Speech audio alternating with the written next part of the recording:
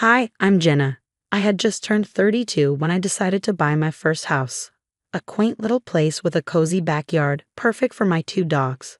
Buying this house wasn't just a financial step, it was my declaration of independence, my way of claiming control over my own life. The day of the housewarming came with a mix of excitement and nerves. I planned everything meticulously, wanting it to be a blend of fun and formality, a true milestone. My parents were the only family I invited, given the complicated dynamics of extending further. As guests arrived, the afternoon buzzed with laughter and conversation. I was in the middle of showing my college friend Lisa some renovation plans when the doorbell rang again. Expecting a neighbor or a late arriving friend, I opened the door with a smile, only to find my mom standing there with Carson and his daughter, Vanessa. Carson grinned, though it didn't reach his eyes, while Vanessa looked around my living room like she had just walked into a thrift store. "Jenna, darling, hope you don't mind us bringing a little extra company," my mom chirped, breezing past me without waiting for a response. For a moment, I was too stunned to speak. "Mom, I thought it was just going to be us," I finally said, my voice a mix of confusion and irritation. "Oh, honey, I knew you wouldn't mind. Carson really wanted to see your place, and Vanessa's been excited to meet you," she gushed, as if she hadn't ignored my carefully curated guest list. As the party went on, I tried to push down the frustration, thinking maybe it could still be a good day. But I was wrong. "I would have chosen a different color here. This shade is so 2010, Vanessa said loudly, eyeing my living room with disdain. My friends, caught in the moment, exchanged awkward glances as the room fell silent. My cheeks burned with a mix of embarrassment and anger. This was supposed to be my celebration, my moment. I couldn't let her ruin it. I turned to Vanessa, forcing a tight smile. "Well, not all of us need to follow the latest trends to feel good about our homes. Some of us prefer something more timeless," I replied, sharper than I intended. But it didn't end there. "Why would anyone arrange their living room like this? It's almost like she's never heard of interior design," Vanessa quipped. That was it. I couldn't hold back any longer. My friends, clearly uncomfortable, watched as I marched over to Vanessa. The room grew tense. "You know, Vanessa, if you have suggestions, I'm all ears. But maybe you could share them without insulting my choices in front of my guests," I said, my voice calm but firm. Vanessa blinked, surprised, then scoffed. "I'm just saying what everyone's thinking. No need to be so sensitive." Judging by the supportive looks from my friends, they weren't thinking anything of the sort. Despite the awkward tension, I could feel them backing me up. Just as I thought things would cool down, my mom pulled me aside, her face tense with anxiety. "Jenna, could we talk in private?" she asked softly. In the hallway, away from the party, she dropped the bombshell. "Honey, I know it's a lot to ask, but could Vanessa stay with you for a while? Just until they sort out their living situation." Her request hit me like a punch. "Mom, I can't. This is my space, and after tonight, it's clear Vanessa and I aren't exactly compatible." Her face fell. "Jenna, she's struggling. You know how tough Carson can be on her. It would only be for a little while." I could feel the weight of her expectations pressing down on me, like so many times before when she tried to fix things by putting me in uncomfortable situations. But this was too much. "Mom, no, I need to set boundaries. I can't have her stay here, not after how she's behaved. I'm sorry, but that's my final answer." The hurt in her eyes stung, but I knew I had to stand my ground. As she walked away, her shoulders slumped, and I felt a strange mix of triumph and dread. I had finally stood up for myself, but I knew this wasn't the end of it. As the party wound down and the last guests left, the house felt quieter, almost eerie. The echoes of laughter were replaced by a stillness that settled heavily in the air. I started cleaning up, the simple task grounding me. Each dish I washed, every crumb I swept, felt like I was trying to clear away not just the physical mess. Debris wasn't the only thing I was trying to clear away. The emotional turmoil that had spilled over throughout the night clung to me. Lying in bed later, with the house dark and still around me, I replayed the evening in my mind. My spine tingled with the apprehension of what was to come. Vanessa's smug smirk, Carson's disapproving glare, my mother's disappointment, they all haunted the edges of my thoughts. As sleep finally claimed me, I clung to the hope that maybe the fallout wouldn't be as bad as I feared. But deep down, I knew better. This was just the beginning, and the repercussions of my refusal would ripple further than I could imagine. The next morning started out ordinarily enough: coffee, a quick scroll through emails, and a mental to-do list for the day. But that normalcy shattered with a ping from my phone, a security alert from my home system. Panic gripped my chest as I viewed the live feed. Someone was at my house. I rushed home, my mind racing with possibilities. Nothing prepared me for what I found. The locks had been changed. My key was useless against the new mechanism. Peering through the window, my blood boiled as I saw Vanessa lounging on my sofa, a smug smile plastered across her face. "What are you doing in my house?" I shouted through the door. The door swung open, and there stood Carson, grinning wide and unwelcoming. "Oh, Jenna, we thought we'd take you up on that offer to stay. After all," he sneered, his voice dripping with mock sympathy. "There was no offer, Carson. Get out of my house now," I snapped, my voice sharp with a command I hoped would cut through his arrogance. Carson leaned lazily against the doorframe, his posture relaxed in stark contrast to the rising anger in my voice.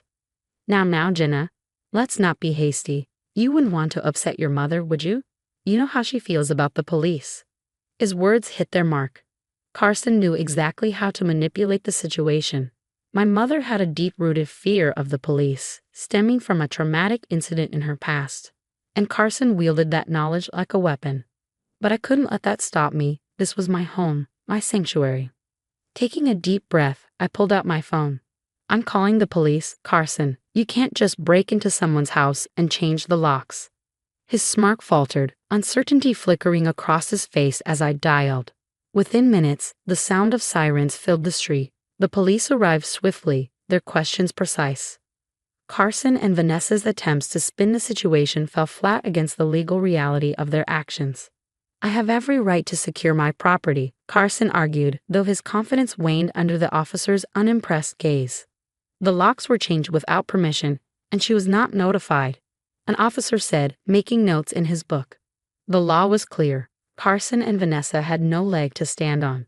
The eviction was quick. Carson and Vanessa were escorted out, their protests muted by the firm instructions of the police. Watching them leave, I felt a mix of relief and sorrow. Relief that my home was mine again, sorrow for the inevitable fallout this would cause with my mother. As the police wrapped up their report, one officer lingered. "Are you going to be okay?" he asked, his tone kind. I nodded, though my heart was heavy. "Yes, thank you. I didn't have a choice." He offered a sympathetic smile before leaving. Once the door clicked shut behind him, I stood in the quiet aftermath. The house felt larger and emptier, the space that was almost taken from me suddenly overwhelming.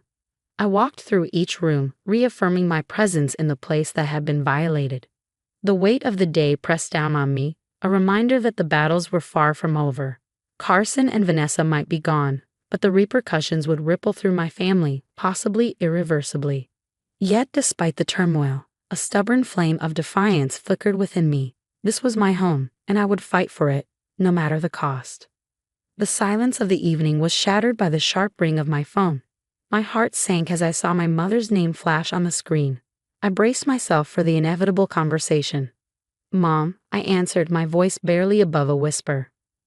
"Jenna," she began, her tone thick with emotion. How could you do this to Carson and Vanessa after everything they've been through?"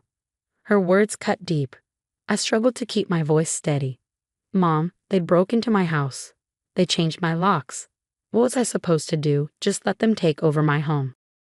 "You could have handled it differently, Jenna. You know how I feel about the police," she replied, her voice trembling with a mix of anger and disappointment. "Mom, I didn't have a choice. They left me no choice. This is my home, and I had to protect it," I said, frustration creeping into my tone. There was a long, heavy pause, the weight of her next words hanging between us. "I can't believe this. I thought you understood, Jenna. I thought you cared more about your family." "I do care, Mom," I whispered, "but shouldn't my safety and my rights matter too? Why is it always about what I can do for others, never about what's right for me?" The questions tumbled out, years of suppressed feelings fueling my words. "You just don't get it, do you?" Her voice cracked, laced with a mix of anger and sorrow. "I can't support this. I can't be part of it." My throat tightened. "What are you saying?" I asked, dreading the answer. "I think it's better if we don't talk for a while. I need to think about all this. Her final words cut through the air before she ended the call, leaving behind a silence that felt like a void. The phone slipped from my grasp, clattering to the floor. My mother, my lifelong anchor, had cast me adrift over this. I sank into the couch, the soft fabric offering no comfort. Looking out the window, the night stretched on endlessly, and the once comforting contours of my home now felt alien, reshaped by the day's events. Thoughts swirled in my mind of family loyalty, manipulation, and the personal cost of standing up for myself. Was there another way I could have handled it? A path that wouldn't have led to this rift? As the night drew on, I wrestled with those questions. Manipulation wasn't just about coercion. It was about making someone feel guilty for holding their ground. Carson had used my mother's fears to control me, and now my mother was unintentionally doing the same with her disappointment. By dawn, a quiet resolve had settled over me. Protecting my emotional and psychological space was just as vital as defending my physical one.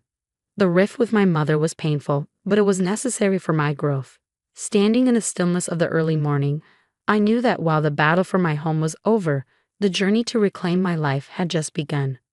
As days turned into weeks, the sting of my mother's words faded into a persistent ache, a constant reminder of the price of my newfound autonomy. Her silence was deafening, but with each passing day, I found pieces of myself I hadn't realized I'd lost in the fray of family obligations.